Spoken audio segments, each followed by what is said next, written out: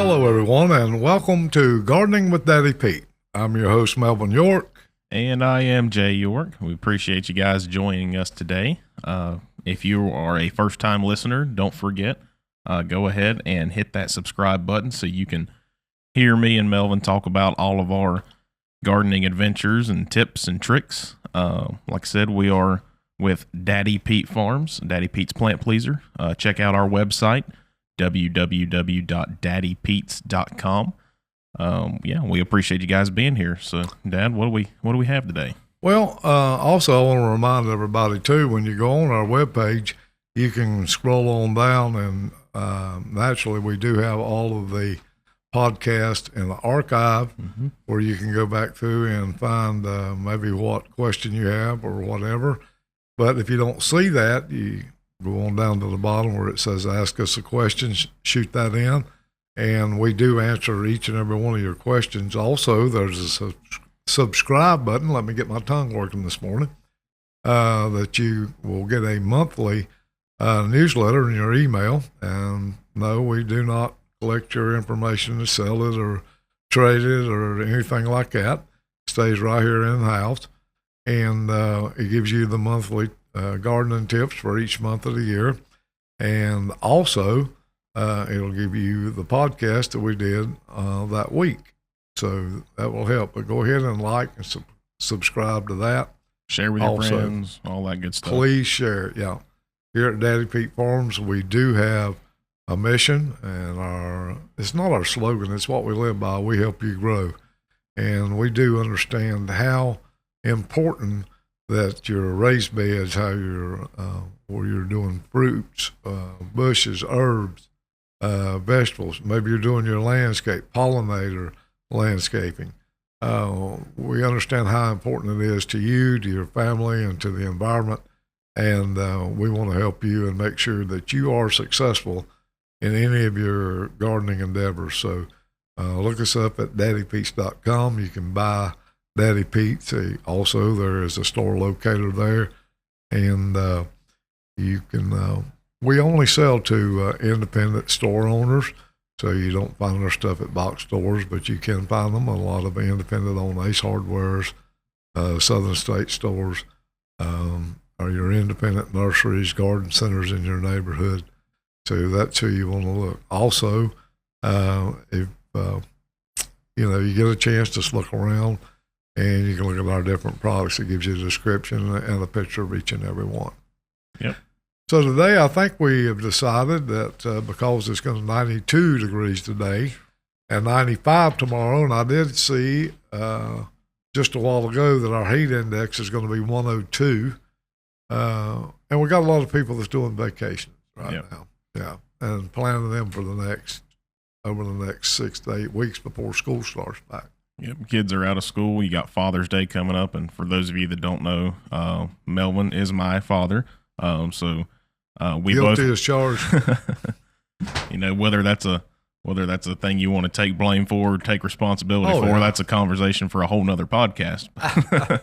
But we both work for the Smith family here, Alan Smith. That's a Century family farm, Smith Farms here, that's created Daddy Pete about 40 years ago. Dad's been, there with the composting side for a while. So lots of knowledge here that we're going to share. But I say all that to say, you got Father's Day coming up, so it's pretty cool. You got me and Dad sitting there doing that. Don't forget to go ahead, and if you're going to get Dad anything in the garden, now's a good time to visit a local independent garden center. Get him something, get him some fresh pruning shears, get him whatever he likes. If he's into hardware, get him a new set of tools or something. If he's a Milwaukee guy, DeWalt guy, now's the time to go ahead and start shopping. Don't do it last minute. Go ahead and get a good advantage of it now. Yeah, and here's the thing about it. Any parts for a 56 Ford shameless Fairlane Club sedan would be nice. But anyway, but I do have a metal hobby also with an agricultural hobby. But anyway, believe me, the agricultural hobby is a whole lot less expensive and a whole lot more fruitful than the metal hobby. But anyway, that's a story for another day. Again, another podcast weekend. Right. Okay, we're going to keep on going. We're going to have podcasts for the rest of the year. I know, right? But what we are talking about is vacation time And if you do any gardening or whatever, there are some tips that we can give you to help you enjoy your vacation. And when you get back, you don't get back to a disaster with your gardening, because we do understand whether it's a raised bed, row gardening, whether you're doing that gardening in pots, whether you're doing fruits, whether you're doing herbs. Things are expensive to start out with as you're going through that. And number two, you don't want to lose that kind of summer supply of your vegetables and stuff. But it can happen if fruits or vegetables stay on the vine too long and the vine says, okay, I'm done, and then it slows down production. Yeah. So, first things first, most people they're going to take a week-long beach trip around our area. The popular vacation destination is going to Ocean Lakes and Myrtle Beach. Seems like everybody has a camping spot, which is great. You get that community down there at Ocean Lakes. If that's your thing, fine. If not, fine. But North Carolina's got a vast coastline. That's where we're at. We're in the Piedmont region of North Carolina, so everybody kind of flocks to Myrtle Beach. But they do that 2-week-long trip. So a good thing that you might want to consider this year, if this is your first time gardening, you're not sure if you want to leave it, there's some day trip options that you can do. North Carolina is full of history, full of state parks, national parks. You got like Cape Hatteras National Seashore. We've been there before. You've got all kinds of museums, aquariums in North Carolina. Consider doing a day trip or a small overnight trip, so that way you can get back to your garden and keep tabs on it. And especially with the economy right now too, the way things have gotten real expensive here recently. It's always a good thing. Maybe consider doing a couple day trips and spread it out over the summer instead of doing 1 week-long trip. But if you are dead set on doing that week-long trip, it's a tradition thing. Don't fret. We've got some tips for you here. So, the first thing is going to be just like anything else. You wouldn't want to leave, a pet for a week without water. Watering is going to be your big thing. So you always want to retain the water that you can get. If you have a friend, a neighbor, a family member that can come by and check on your garden, of course, that's going to be preferred. You want somebody trusted that knows a little bit about gardening if possible, but, anybody can, water in, just have them come over before you leave. You want to do some preparation before you leave. Make sure your grass is mowed. Make sure you're taking off all of your old fruit. If there's any harvesting to be done, you're going to want to harvest before you leave out. You don't want to leave that fruit. It's going to ripen and potentially spoil and then ruin the rest of your crops, later on. So you want to get all this stuff done before you're leaving out. Take a day or two, go over with your trusted friend, make sure they know how to water, make sure they know how to harvest, and they can help you out that way. And then again, some people has somebody that they can rely on that can do that and has the gardening ability, or they are a gardener. But let's just say that now, one thing, let's just say that you don't have that person. So what I'm going to do is give you a few tips on watering. Now, there are several different ways that you can water. You can use a soaker hose if you're out in the row gardens or in your raised beds. You can use drip irrigation, which is really not that expensive to use. If you're doing pot gardening, you can do that. Now, there are several different ways to turn the water on and off. Some use low voltage electrical. You can set the timer on it, have it come on. They actually do have mechanical waterers that you can just screw right into your water spigot, and it has a timer. You can set it on for how long you want it. Usually, if you're going to water there and you want to set it for 2 or 3 times a week, or if you're going to do it every day, you may want to look at it and water for 15 to 20 minutes if you're doing it every day. With a soaker hose, maybe a little longer. A good time to check that out is a week or 2 before you go on vacation, so you'll know and you have your settings right. Another thing that you would like to think about also while you're doing the watering is shade cloth. Cucumbers, I know, your squash, your zucchini, even some of your beds. If you've got a raised bed, you can get and actually put up a shade cloth on that.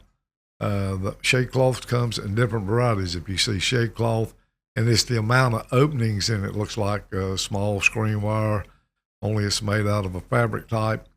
The openings, depending on how much opening in there is, like a 50-50 shade cloth. That means that it cuts 50% of the sunlight out. You can get a 60-40, and it'll go either way. You might cut out 40% of the sunlight, or you may be cutting out 60, so make sure you do that. It'll be beside how much and how close these squares are. But that's a good thing to do in this hot weather, especially when we're looking at 95, 98, 99 degrees, and that will prolong your cucumbers from the leaves getting blistered and so forth. Now, step back to the watering just a second on that. Make sure that your watering is done late of the evening, okay? I do not recommend any overhead watering, like overhead sprinklers, because you've heard us say here before, that's a good way to get disease. But if that's the only way you have of doing it, that's still better than not watering that plant. The only bad part about not having someone there, like if you've got tomatoes, you've got green beans, you got cucumbers, you got squash, you got zucchini, by not harvesting the ready fruits, that plant does tend to cut off production. So you're actually better off if you got a friend, a neighbor, family member that can come by, harvest that, give it to them, be glad they've got it, and that keeps everything going when you go. So that's another thing we need to look at. Yeah, when it comes to row gardening too, I know we keep hitting the water thing, but it is crucial. I mean, just look at the state of North Carolina right now. Even though we have lifted all of our burn ban restrictions, we're still in a significant drought here. So you go without water. I mean, you see the effects of it wherever you look around you. But another way that you can retain what water that you are giving the plant, if you are utilizing something like a soaker hose or drip irrigation, is go get a bale of straw. Give it like a mulching effect around your plants too. It's a cheap and effective way without doing any kind of long-term damage to the plants. You're not going to introduce any kind of insects or anything that way, as if you were going to do like any other kind of, more permanent mulching without any kind of prep work, just slinging a bag of whatever out there. Yeah. And the good part about a mulch is if you do have like a soaker hose, or you do have, even if you had it in your garden, a drip irrigation next to your plants there, go ahead and put that straw over that. And then the straw's going to do, or mulching is going to do two things. Number one, it's going to help you hold water, it retains, it holds the water and gives you good water retention, and keeps the sun from drying it out. Also, keeps the excessive heat off the soil around the roots of that plant, which is a plus that you also get a lot of benefit out of. Plus, when you're doing that, with the sun not being able to get to the ground with the full density, you're not going to dry it out there as quick. And that's one of the things you want to look at before you do go on vacation. We got a couple more here too. Yeah, if you've got a red clay garden and you walk out there barefoot on that red clay versus walking on that straw, especially if it's retaining a little bit of moisture, man, you're going to feel a difference. You do. And there's two other things you want to do too.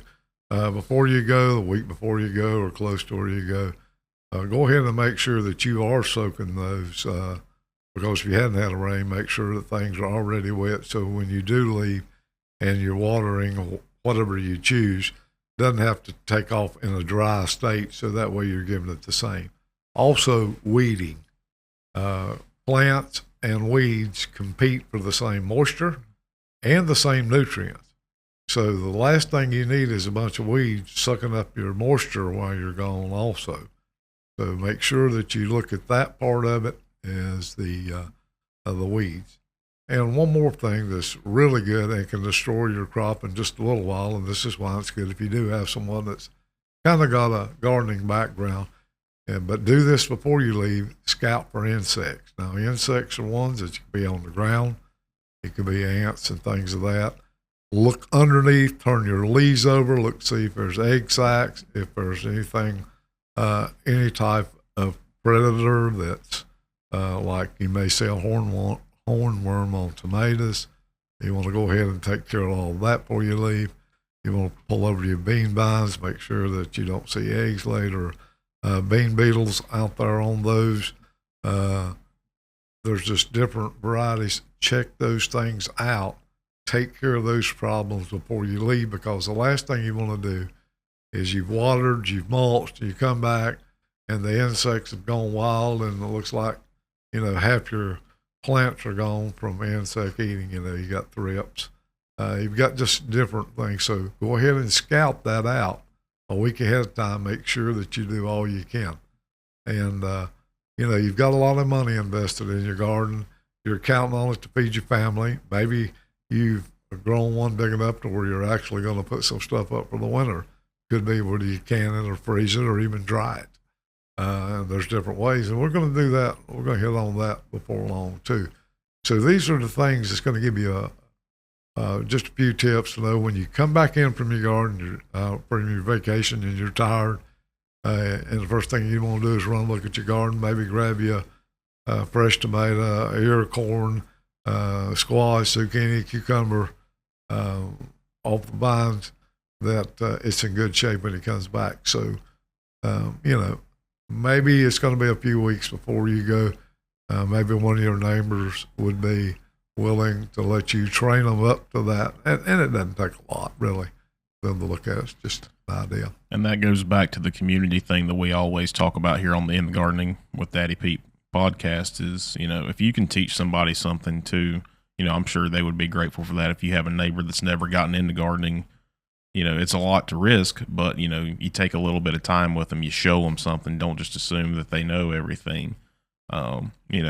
Sharing that instead of just them chat GPT and something and relying on AI, it's face-to-face traditions handed down from generations. That is invaluable, guys. So if you have somebody that's wanting to get into gardening, take them under your wing. Don't be afraid of that. I mean, that's right. And I'll be 72 years old this year, and I've been around gardens and farming and mom growing every type of flower known to man. But there's one thing that I still find and holds true to today is that I still learn things. So take the time to teach somebody. I never will forget, and there is a program, and you can take this on yourself. You don't have to join anything. You can do that. Maybe you've got a garden, maybe you got a group of gardens or whatever, but there is a national organization that says Plant a Row for the Hungry. And they take and donate it to the food shelters or whatever, but they've actually, we're going to plant one row of beans for yourself, you plant another one for the hungry.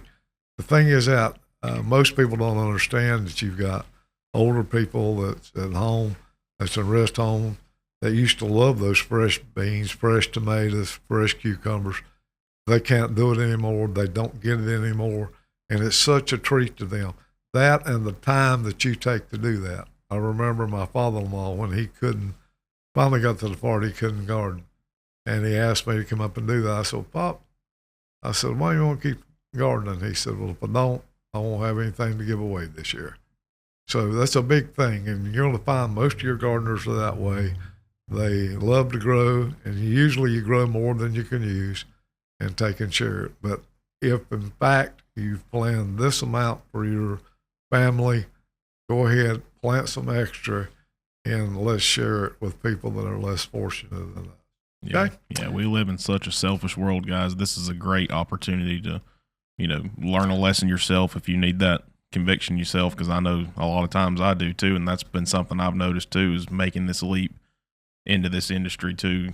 It humbles you, and that's a good thing. That's, get back to your roots. I don't know if people are selfish or they're so busy and don't think. So I would like to think that they're more just busy, and maybe the ideas never hit them, because I know it didn't me the first time I heard it, even though I've grown and I've given away out of my garden my whole life, but I never looked at it as I planned and planted so that I could give.